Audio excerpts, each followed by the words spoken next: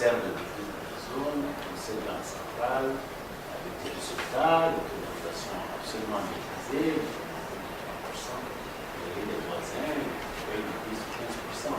Donc en fait, on a besoin d'avoir une convergence. Bien sûr, me demande personnellement quelle est ma vision de cela. Je dirais qu'il faut certainement aller par étapes, essayer d'avoir autour de notre monnaie d'autres pays, comme la Guinée, la Sierra Leone, le Nigeria, maintenant, et petit à petit aller face au Nigeria, qui est beaucoup plus gros, beaucoup plus riche, la moitié de la population de cette zone-là, et qu'on arrive à un système de confédération. Alors, chaque fois qu'on regarde les fondamentaux en matière d'économie, on dit que pour faire une monnaie, il faut d'abord converger. Si on est comme ça, méchant. Ici, aujourd'hui, l'Europe, les gens divergent dans la monnaie. Chez nous, on a fait d'abord la monnaie, on a défini les critères de convergence. Donc, les autres copains, on leur dit faites une convergence, vous faites la monnaie. Je ne pense pas, honnêtement, que ça est déjà en 2004 arrivé, en 2009. Maintenant, c'est repoussé encore à combien 2020. Bon, en 2020. Mais la construction politique, c'est vraiment d'avoir une seule population. Moi, je dis souvent en partage que l'idéal, c'est d'avoir que la CEDEAO. L'idéal, c'est d'avoir que l'Union africaine.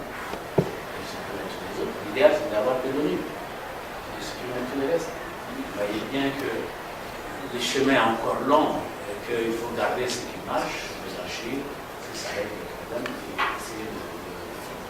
Je ne sais pas pour ceux qui disent supprimer tout ça. Faites un seul truc. Faire un seul truc, ça ne suffit pas pour faire marcher les choses. Il faut une vue d'esprit, mais ça fonctionne pas facile. Voilà. Donc voilà, j'aurais déjà une question et une contribution. Déjà, moi, j'aimerais faire une remarque par rapport au propos que vous avez fait sur la question climatique. Bon, déjà, d'abord, je n'aime pas, je n'apprécie vraiment, c'est déjà une remarque, je n'apprécie pas cette vision très réductrice qu'on a de la question à faire toujours de l'Afrique. Le pays qui moins co-responsable est la victime. Je n'essaye pas ici de dédouaner l'Europe de ses responsabilités sur la question. Je ne sais pas, excusez-moi. Je dis, monsieur, j'ai une question, mais avant, déjà, d'abord, j'aimerais apporter une certaine contribution à votre propos. Pas une contribution, mais une remarque. Moi, vous avez fait déjà, vous avez précédemment parlé de la question climatique. Bon, et voilà, vous avez présenté l'Afrique comme une victime, parce que vous vous présentez dans la logique du pollueur-payeur. Oui, bon, moi je reviens déjà à la conférence de Copenhague où les pays africains sont réunis pour aller réclamer aux pays européens, par exemple, une somme en vue du dédouanement, en vue du dédouanement en vue d'assumer la responsabilité de leur acte sur la question, sur la pollution déjà. Pardon, je suis désolée si je m'emmène un peu. Donc je n'apprécie vraiment pas cette vision très réductrice de la chose. Je n'essaie pas du tout de dédouaner l'Europe, n'est-ce pas, de ses responsabilités sur la question climatique. C'est un fait, on n'a plus besoin de débattre dessus, la question climatique, elle est là, elle est présente. L'Europe a d'énormes responsabilités sur la question. Les pays africains sont les pays qui souffrent le plus. Mais moi, ce que j'aimerais toujours, j'aimerais qu'on précise, qu'on appuie, ce n'est pas l'Europe qui viendra participer au déboisement, au reboisement dans nos pays, par exemple. Ce n'est pas l'Europe qui nous apprendra à semer les arbres. Ce n'est pas l'Europe qui apprendra à sensibiliser nos dirigeants à ne pas vilipender, par exemple, nos richesses forestières et tout. Donc déjà, sur le plan national, si on essaie d'aller dans le fond des choses, je ne vois pas déjà, au niveau de nos gouvernements nationaux, comment est-ce que ceux-ci essayent de sensibiliser les populations locales à la question climatique. Donc, dans nos programmes nationaux, on n'accorde pas. Il y a beaucoup de populations qui, jusqu'à présent, ne sont pas conscientes de la réalité, de l'ampleur du problème. Donc, sur le plan national, déjà, nos dirigeants, ils devraient, pour moi, déjà, sensibiliser les populations. Ça, c'était juste une remarque.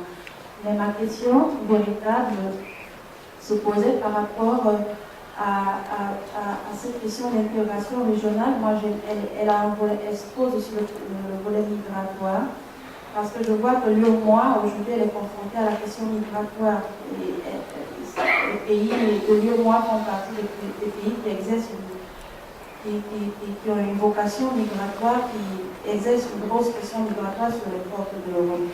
Et ma question portait sur la manière dont l'UEMOA entendait, par exemple, quand je prends l'exemple des APD, n'est-ce pas, qui sont soumis à une certaine, qui sont instrumentalisés, par exemple, dans la gestion des flux migratoires, par exemple. Alors, ma question est de savoir comment est-ce que vous faites face à cette question, c'est-à-dire cette question de la conditionnalité migratoire de l'aide de développement dans les accords de coopération avec les pays européens. C'est avec ça. C'est ça ma question. Je suis désolée si ça me Une question difficile.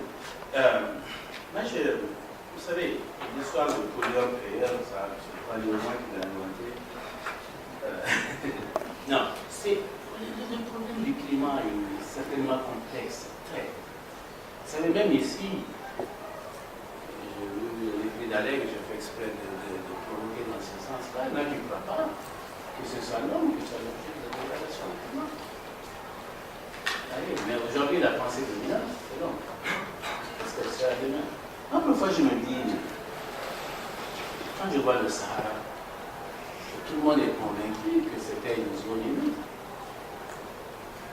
C'est vraiment des hommes qui ont coupé à l'époque tous les arbres du Sahara, ils ont fait des usines avec des gaz à effet de serre pour constituer le Sahara désertique. C'est une question qu'on peut se poser, mais aucun de nous n'est là il y a 30 ans pour savoir ce qu'ils ont fait, qu'est-ce qui s'est passé. C'est un moment.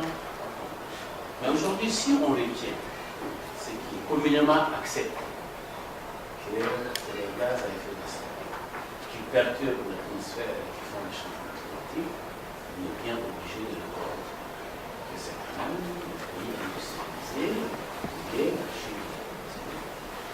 Combien de plus et qui perturbe le plus. Je crois que, vraiment, je ne suis pas un spécialiste du climat, mais ça, au moins, c'est sûr. Et tout le monde aussi est d'accord qu'aujourd'hui, les effets les plus néfastes de tout ce matin.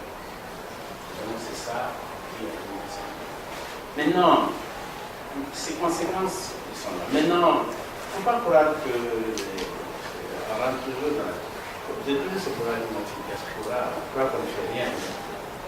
Moi, j'ai fait 10 ans ici. Je suis rentré au Mali, j'ai étudié des finances pendant longtemps, j'ai été venu au Mali. J'ai parlé de l'aménagement du territoire. Hier, j'étais à Niamey, tout simplement, pour remettre des forages dans des zones. On a parlé depuis dans cette zone-là, j'ai rencontré les dernières girafes qui existent encore, ils sont exactement 220 dans toute l'Afrique de l'Ouest. Ils sont protégés par qui? Ils sont protégés par les populations. Ils sont au courant, ils savent ce qui se passe. Ils vivent leur vie, ils savent ce qui se passe dans leur champ. Qu'est-ce qu'elles pourraient, qu'est-ce que ces populations pouvaient récolter l'année dernière en mine, en Tunisien. Elles voient comment leurs champs sont humains. Ils savent ce qui se passe. Ils savent qu'ils peuvent aussi avoir des pratiques qui sont néfastes. Parce que tout simplement, ils se sont installés dans des lieux pour un effet de sensibilisation sur la culture, etc., etc. Mais dans un pays où les gens ont mille priorités, il y a un aîné qui disait qu'en fait, toutes les priorités deviennent priorités. Alors qu'est-ce qu'on fait? Quand vous n'avez pas à manger, on dit ne pouvez pas le voir. Vous ne comment votre enfant si vous ne pouvez pas faire la cuisine. Quand on dit allez acheter du gaz, allez acheter du gaz. Vous n'avez pas de l'électricité. Vous ne pouvez pas vous déplacer, vous n'avez pas de pays. On est obligé. C'est facile pour les gens ici de dire que vous ne pouvez pas le voir. Et on mange quoi? Vous laissez ça manger en attendant que le climat revienne. Donc, c'est la vie. Il faut être pragmatique sur les choses. Pas donner des solutions qui ne sont pas faisables.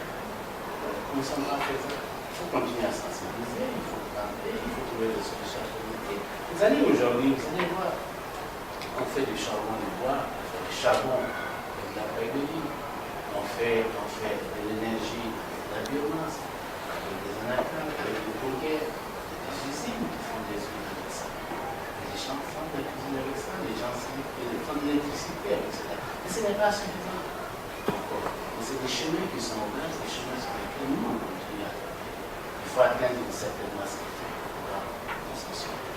Sinon, il n'y a pas d'urgence justement à l'utiliser les gaz, parce que certainement, fermer les usines. L'exemple que je vais vous donner ici, c'est quoi? Tout le monde est contre la cigarette. On doit finir ici. Mais personne ne ferme les usines de cigarettes. C'était tellement plus simple d'interdire la fabrication de cigarettes. C'est quand même plus simple. Pourquoi non? Tout le monde est contre les armes. Les armes sont fabriquées. Aucun pays africain ne fabrique des armes. Interdisez la fabrique des armes. Fermer les usines de cigarettes, c'est terminé là. Mais vous voyez bien que c'est compliqué. Et malheureusement, c'est comme ça. Je sais qu'il est d'accord avec le phénomène migratoire. Alors, quand on est en Europe, on a l'impression que tous les Africains sont ici. Les Africains, ils sont d'abord en Afrique. Et la migration en Afrique de l'Ouest, c'est en Afrique de l'Ouest. 90-95% des migrants, c'est chez nous. Il y a beaucoup plus de Polonais ici. Mais ils ne se voient pas à une autre couleur. Mais la migration, le monde, personne ne peut empêcher la migration. Tous les Américains sont européens d'origine. Tout le monde a oublié ça. Si je pointe ici, beaucoup de gens ici viennent de quelque part. Mais il faut organiser les choses, il ne faut pas laisser les gens mourir dans les mers, il faut faire un certain nombre de choses. Le monde